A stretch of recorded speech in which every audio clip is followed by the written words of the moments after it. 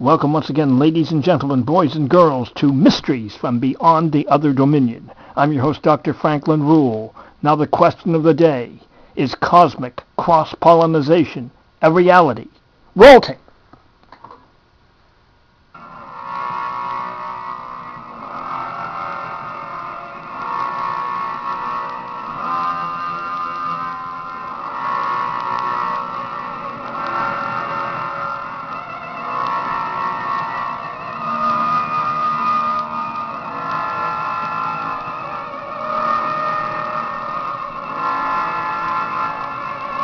Welcome once again, ladies and gentlemen, boys and girls, to Mysteries from Beyond the Other Dominion. I'm your host, Dr. Franklin Ruehl, and today we're going to investigate cosmic cross-pollinization, report on the case of a ghost at a Welsh castle, tell you the truth, yes, I said the truth, about the legendary Count Cagliostro.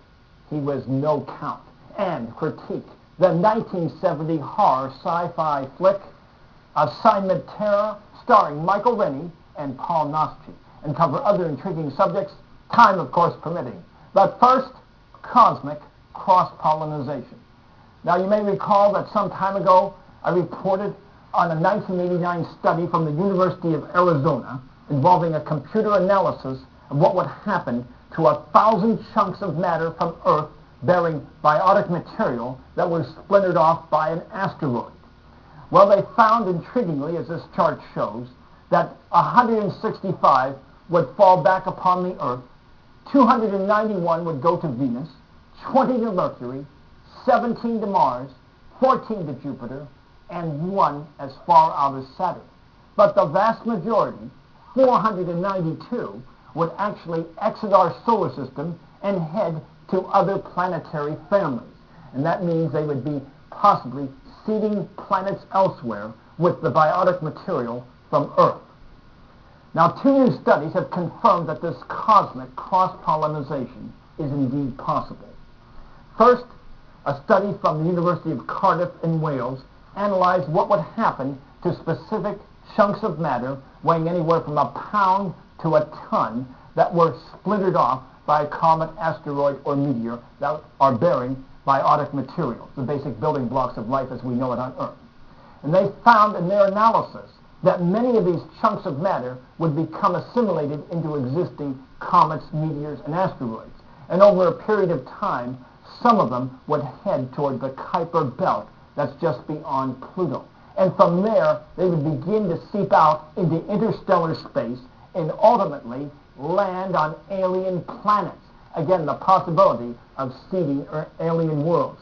And they argue that it would just take 1 kilogram of biotic material, that's only 2.2 pounds, to jumpstart life on other planets. Now, of course, the same process is probably occurring elsewhere. That is, chunks of matter from alien worlds bearing their biotic material being splintered off and floating through space and hitting other worlds. Now, the other study comes from Armagh Observatory in Northern Ireland. There, an astronomer analyzed just tiny particles of matter that would include biotic materials. And he found that this dust from our planet would ultimately be pushed out by, of all things, sunlight. And we would have what he calls an expanding biosphere from our solar system. And ultimately, that matter, too, would trickle into interstellar space and be traveling to other worlds. Now, of course, the same process is occurring with alien planets. So that's why I call this cosmic cross-pollinization, all this biotic matter floating around. Now, of course, terrestrial biotic material that would land on another planet wouldn't necessarily give rise to the type of life we have here. Obviously, factors such as the thermometry of the other planet, the atmospheric pressure, and the basic chemical composition would cause that life to evolve in a different way. But I think this evidence argues, first of all, for the idea that there is indeed an entire spectrum of life forms from lower to higher embodiments on each and every planet. Not necessarily English-speaking, humanoid, or intelligent, but certainly alive. And on some planets, that life will evolve intelligence and even a spacefaring capability.